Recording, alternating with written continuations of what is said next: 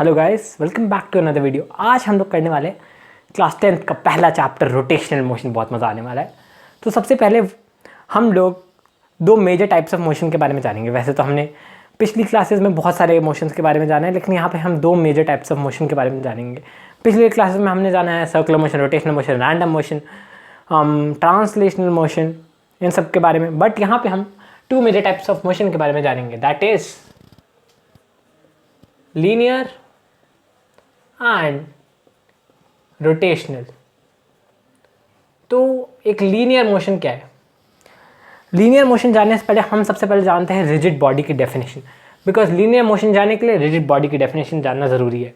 तो एक rigid body वो चीज़ होती है जिसका साइज और शेप कांस्टेंट रहता है। एक रिजिड बॉडी का साइज और शेप कांस्टेंट रहता है। तो यदि और हाँ, रिजिड बॉडी के दो पॉइंट्स के बीच में जो डिस्टेंस होता है वो हमेशा सेम रहता है। फॉर एग्जांपल, हम एक यहाँ पे एक बॉक्स ले रहे हैं। यहाँ पे ये दो हमारे पास पॉइंट्स हैं। हम बॉक्स को अगर टेढ़ा भी करेंगे, उल्टे फुलेंगे, कुछ भी करेंगे, तब भी इन दो पॉइंट्स का डिफरेंस जो है वो सेम रहेगा। That is D will remain constant. Next, अब हम जानते हैं लीनियर मोशन के बारे में। सो फॉर एग्जाम्पल, आप ले लीजिए यहाँ पे एक प्लेन, ये है हमारे पास एक बॉक्स। तो अगर हम बॉक्स पे एक फोर्स लगाए F, तो ये बॉक्स इस डायरेक्शन में मूव करेगा। ठीक है। तो अगर इस बॉक्स पे कोई और फोर्स एक्ट नहीं कर रहा है, सिर्फ ये F वाला फोर्स एक्ट कर रहा है, तो इस बॉडी का जो मोशन होगा वो होगा straight line motion, that is linear motion. तो लीनियर मोशन हमें समझ में आ गया। अब हम जानेंगे रोटेशनल मोशन के बारे में। रोटेशनल मोशन क्या है? फॉर एग्जाम्पल, चलो हम एक सर्कल ले लेते हैं।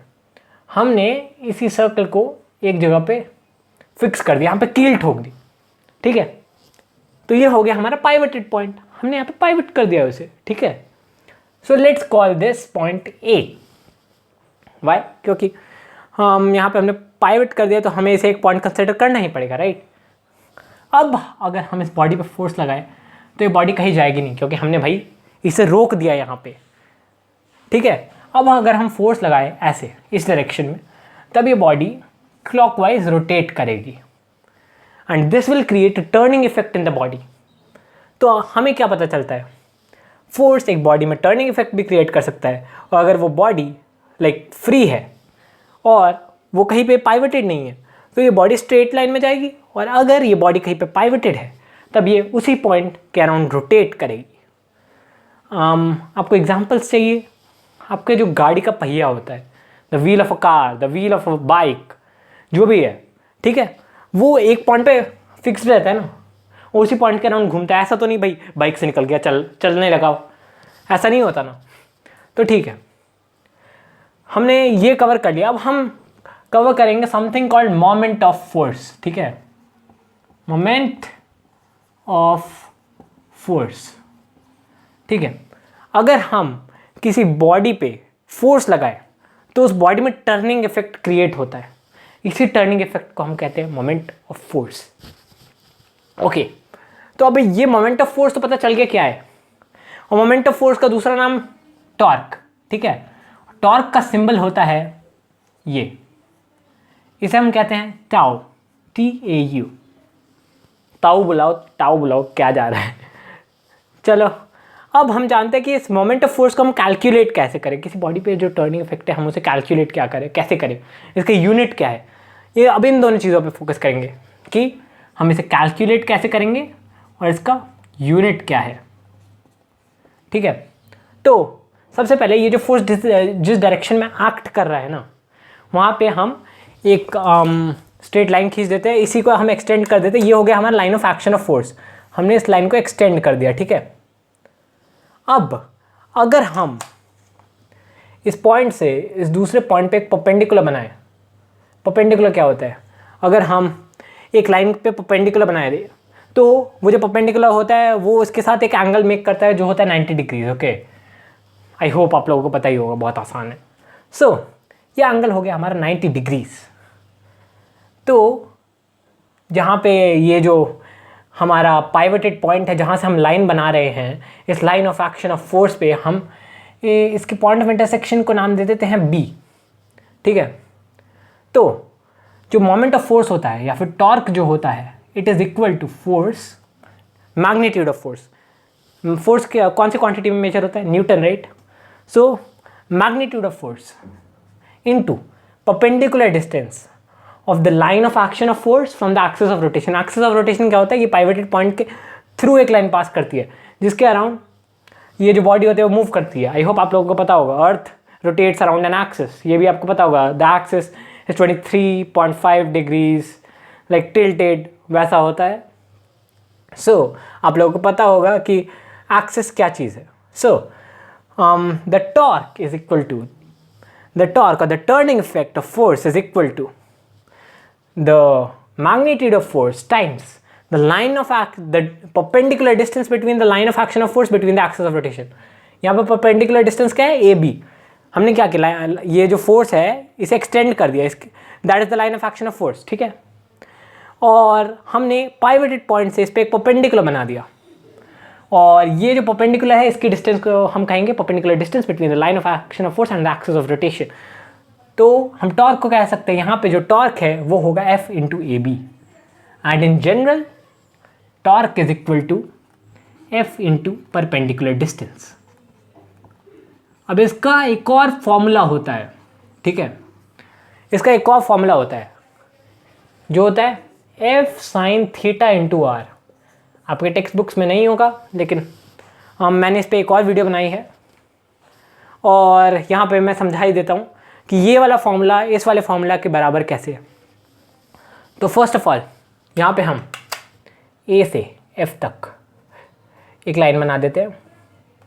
अब ये लाइन जो है यहाँ जो ये रेडियस है सर्कल का जो इंटरसेक्ट कर रहा है सर्कमफेरेंस पे, हम इसे कह देते हैं C, ठीक है। और AC को हम कह देते हैं R, AC को हम R नाम दे देते हैं ऐसे ही, ठीक है। पाइवट से फोर्स तक का डिस्टेंस को हम कह देते हैं R, ठीक है। सो जो साइन थीटा क्या होता है, यहाँ पे थीटा क्या है? फर्स्ट ऑफ ऑल आप क्वेश्चन करेंगे यहाँ पे थीटा क्या है? थीटा है वो एंगल जो R F के साथ, F की लाइन के साथ बना है, line of action of force और R के बीच में जो एंगल है उसे हम कहेंगे थीटा। तो यहाँ पे साइन थीटा क्या होगा? देखिए ये है हमारा 90 डिग्रीज एंगल, तो इसके ऑपोजिट में होता है हमारा हाइपोटेन्यूज। AC होगा हमारा हाइपोटेन्यूज, AB होगा हमारा परपेंडिकुलर अगर हम इस एंगल के रिस्पेक्ट में देखें तो, और BC होगा हमारा बेस। तो साइन थीटा क्या होता है? Perpendicular by hypotenuse. तो ये बन जाएगा F इंटू साइन थीटा क्या हुआ? Perpendicular into hypotenuse. परपेंडिकुलर है क्या है? AB, हाइपोटेन्यूज क्या है? AC। AC को हमने क्या लिख रखा है?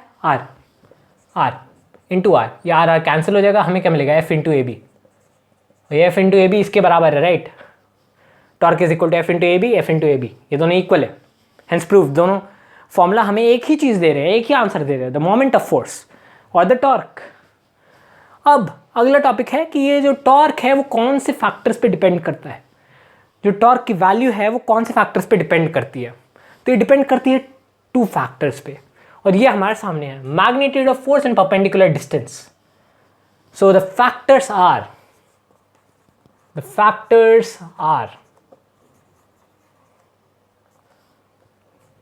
magnitude of force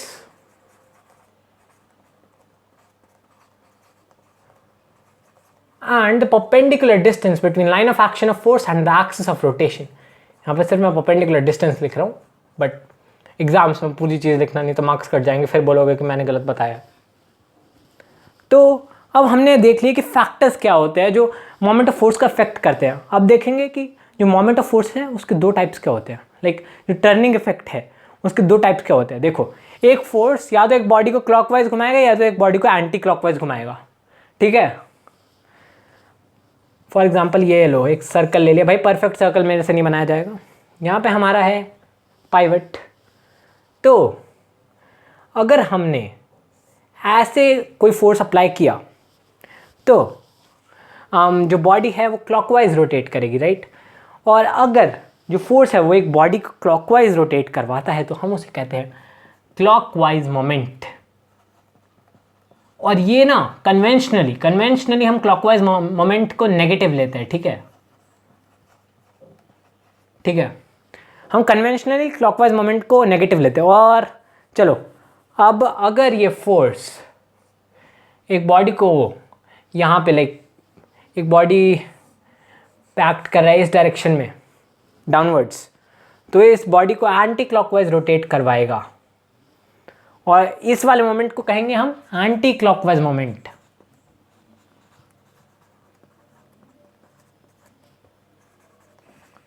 और anti clockwise moment by convention होता है पॉजिटिव।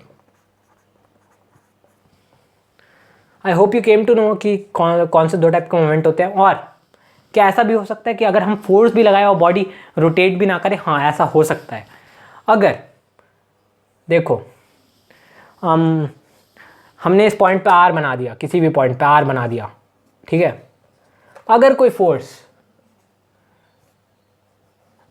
पाइवटेड पॉइंट के डायरेक्शन में ही पॉइंट करता है, तब जो फोर्स है उसका टर्निंग इफेक्ट होगा 0।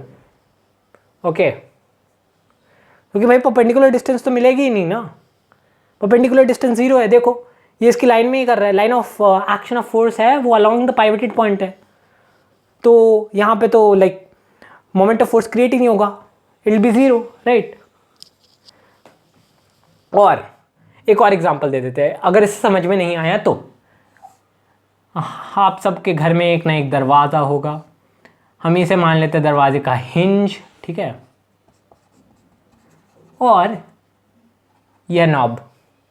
तो हम नॉब पे फोर्स लगाते हैं जिसके कारण हमारा दरवाज़ा रोटेट करता है, राइट। परंतु यदि आप बहुत ज़्यादा बुद्धिमान हैं और यहाँ पे फोर्स लगा रहे हैं, अगर हम दरवाजे के लाइक हम हिंज के अलॉन्ग ही यहाँ पे ऐसे फोर्स लगा रहे हैं, तब दरवाज़ा हमें भी पता है रोटेट नहीं करेगा। अगर हम यहाँ पे फोर्स लगा रहे हैं, ये एक तो कुंडी होती है, एक होता नहीं है छोटा सा पार्ट एज, एक छोटा सा एज यहाँ पे होता है, अगर हम वहाँ पे फोर्स लगाएंगे तब नहीं होगा। वाई? क्योंकि ये along the axis of rotation है, वो एक्सिस ऑफ रोटेशन की तरफ पॉइंट कर रहा है, परपेंडिकुलर डिस्टेंस होगी नहीं। तो आई होप आप लोगों को इतना समझ में आ गया होगा। अब बढ़ते हैं नेक्स्ट टॉपिक की ओर। सुनाओ, अब हम कुछ एग्जाम्पल्स की ओर देखेंगे। The first one is door. सबके घर में एक डोर होता है, ये हुआ डोर का हिंज, ठीक है, पिछले एग्जाम्पल में भी देखा था। ये हुआ वो एक एज, बहुत मोटा बन गया, सॉरी ड्राइंग अच्छी नहीं है मेरी। सो यहाँ पे हमने एक एज बनाया, ये डोर का ही एज है, ये हमारा नॉब। तो ये जो नॉब होता है इसकी जो परपेंडिकुलर डिस्टेंस होती है या फिर डिस्टेंस होती है हिंज से, ये इतनी दूरी की होती है, लाइक वो डोर के एंड पे होता है ये जो नॉब होता है। ऐसा ही क्यों होता है? ऐसा इसलिए होता है ताकि जो टर्निंग इफेक्ट में परपेंडिकुलर डिस्टेंस है ना, वो बहुत ज़्यादा इम्पॉर्टेंट रोल प्ले करती है। अगर आपका परपेंडिकुलर डिस्टेंस ज़्यादा है ना, तब आपको फोर्स कम लगेगा। कैसे, मैं बताता हूँ। देखिए, अगर आपने इस नॉब पे फोर्स लगाया F, भाई टर्निंग इफेक्ट तो उतना ही होगा ना, डोर उतना ही टर्न करेगा। उतने ही टर्न के लिए अगर आपने यहाँ नॉब पे फोर्स लगाया, मान लीजिए हम इसे F1 कह देते हैं, F1 लगाया, परपेंडिकुलर डिस्टेंस अभी जो है वो P1 है, ठीक है, P1 कह देते हैं, मोमेंट ऑफ फोर्स उतना ही होगा, राइट। मोमेंट ऑफ फोर्स हमारा टॉर्क उतना ही होगा, राइट, क्योंकि डोर उतना ही टर्न कर रहा है। तो F1 इंटू P1 किया हमने, टर्निंग इफेक्ट इतना ही है। तो यहाँ पे जो P1 है वो बहुत ज़्यादा है और F1 हमें जो फोर्स है वो कम लगाना पड़ रहा है। अब मान लीजिए आपने यहाँ पे एक पॉइंट है, हिंज के थोड़ा पास है, जो P और परपेंडिकुलर डिस्टेंस है P2, फोर्स आपने लगाया F2, तो यहाँ पे भी टर्निंग इफेक्ट तो सेम ही रहेगा, दरवाज़ा उतना ही घूम रहा है। तो यहाँ पे आपने लगाया force F2 into perpendicular distance P2। तो क्योंकि P1 P2 से बड़ा है, यहाँ पे आपको दिख रहा है ये जो P1 है ये P2 से कहीं ज़्यादा गुना बड़ा है, डायग्राम में देख के पता चल रहा है। तो क्योंकि टॉर्क तो इक्वल है भाई, टर्निंग इफेक्ट इक्वल है, राइट। तो हमें इसे देख के पहले ही पता चल जा रहा है कि अगर P1 P2 से बड़ा है तो F1 को F2 से छोटा होना पड़ेगा। क्यों? क्योंकि दोनों सेम टर्निंग इफेक्ट क्रिएट कर रहे हैं, दरवाज़ा उतना ही घूम रहा है, जिसके कारण F1 F2 से छोटा होगा, तभी ये जो दोनों क्वांटिटीज़ है वो इक्वल होंगे। अगर F1 F2 के बराबर हो गए, F2 से बड़ा होगा, तब तो भाई P1 P2 से बड़ा है। तब ये दोनों इक्वल रहेंगे ही नहीं। एक एग्जाम्पल ले लेते हैं, चलो देखो, यहाँ पे F1 है और इनटू हम करेंगे P1 को मान लो हम 8 ले लेते हैं। दूसरे केस में F2 इंटू P2 करते हैं, P2 को हम 3 ले लेते हैं, ठीक है।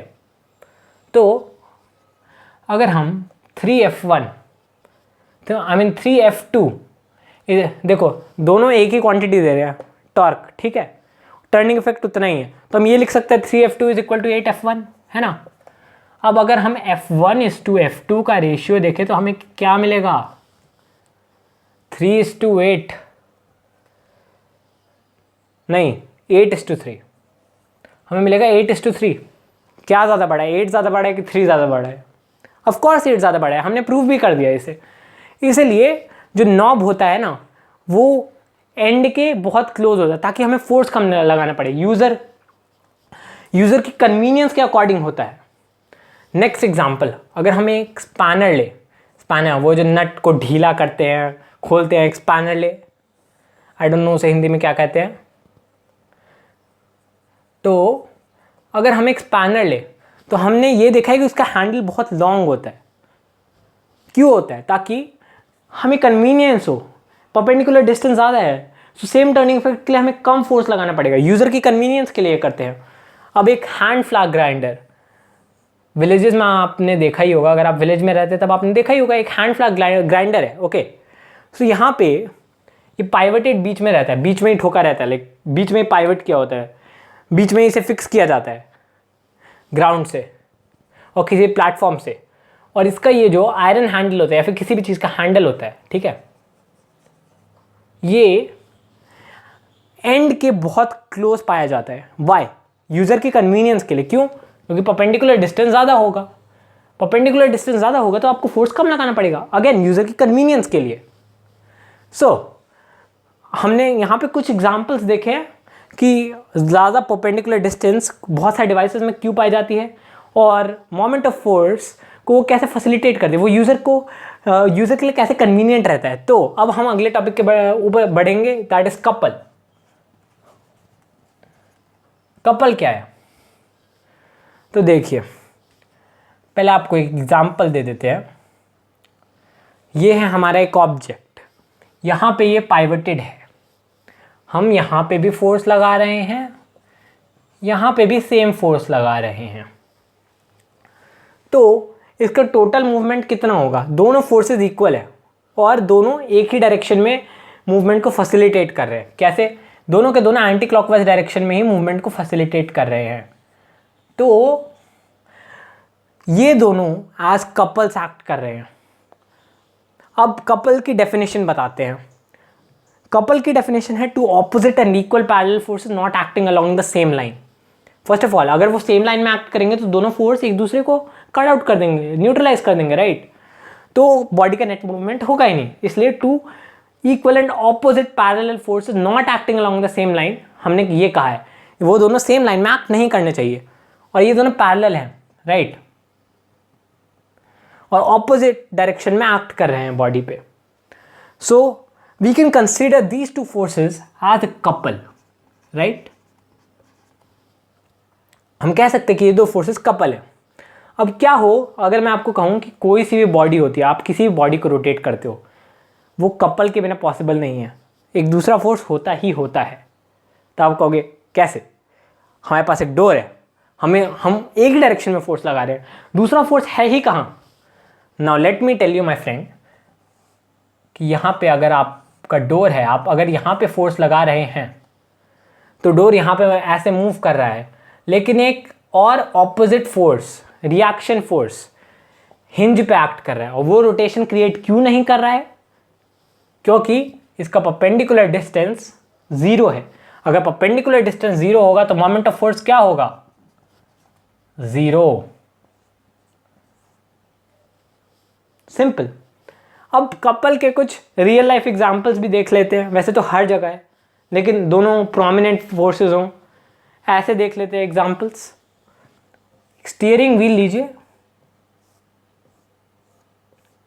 स्टीयरिंग व्हील में हम दो जगह हाथ रखते हैं, ठीक है? एक जगह हाथ रखो तो आपके शौक है, दो जगह हाथ रखते हैं और दोनों जगह पे अगर हम सेम फोर्स लगाएं तो एक टर्निंग इफेक्ट क्रिएट होता है, ठीक है। और वो जो टर्निंग इफेक्ट होता है वो एक ही डायरेक्शन में रोटेशन को फैसिलिटेट करता है। और दीज टू फोर्सेस, तो हम कह सकते हैं these two forces act as a couple. Next example लेते हैं। आप के पास कभी ना कभी कोई बॉटल आती होगी, उसका कैप खोलना ही होगा, राइट। ये रही हमारी बॉटल, ठीक है, नोट्स बॉटल नाम रख देते हैं इसका, ठीक है। अगर आप इसके कैप को खोलते हो तो आप दो उंगलियों से फोर्स लगाते हो, राइट। एक उंगली से यहाँ पे फोर्स लगता है और एक उंगली से ऑपोजिट डायरेक्शन में फोर्स लगता है ना। आप ट्राई करो, आपको पता चलेगा। दोनों टेंजेंशियली एक्ट करते हैं और जो फोर्सेस होते हैं वो इक्वल एंड ऑपोजिट होते हैं और एक लाइन में एक्ट तो बिल्कुल नहीं करते। सो हम ये कह सकते हैं कि इन कैप में भी हम कपल का इस्तेमाल कर रहे हैं। यहाँ पे कपल ऑफ फोर्सेस एक्ट कर रहे हैं। अब इन कपल का मोमेंट ऑफ फोर्स क्या होता है, आखिरी टॉपिक दिन का। इन कपल्स का मोमेंट ऑफ फोर्स कैलकुलेट करने के लिए एक एग्जांपल लेते हैं। देखिए, ये है हमारा पाइवटेड पॉइंट, ठीक है, पाइवट। यहाँ पे हमारा एक फोर्स लग रहा है F, यहाँ पे हमारा दूसरा फोर्स लग रहा है F, दोनों इक्वल है, ठीक है। तो अब ये बॉडी को कैसे रोटेट करेंगे, क्लॉकवाइज रोटेट करेंगे, इतना हमें पता है, ठीक है। तो मोमेंट ऑफ फोर्स ऑफ ये वाला, लाइक राइट वाला F, ये क्या है, हम इसे T1 कह देते हैं। ये क्या है, F इंटू, हम इस वाले डिस्टेंस को ले लेते हैं AOB, पाइवट को हम O कह देते हैं। दूसरा F जो राइट वाला है वो जहाँ पे एक्ट कर रहा है उसे हम B कह देते हैं, यहाँ वाले को A कह देते हैं।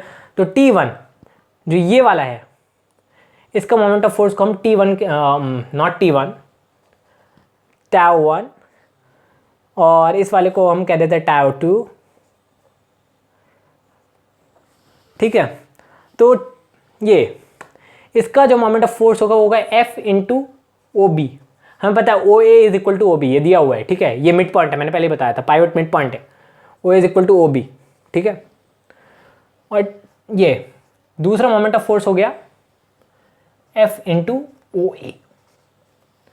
अब इन दोनों का जो नेट मोमेंट ऑफ फोर्स है वो क्या होगा, F into OA plus F into OB।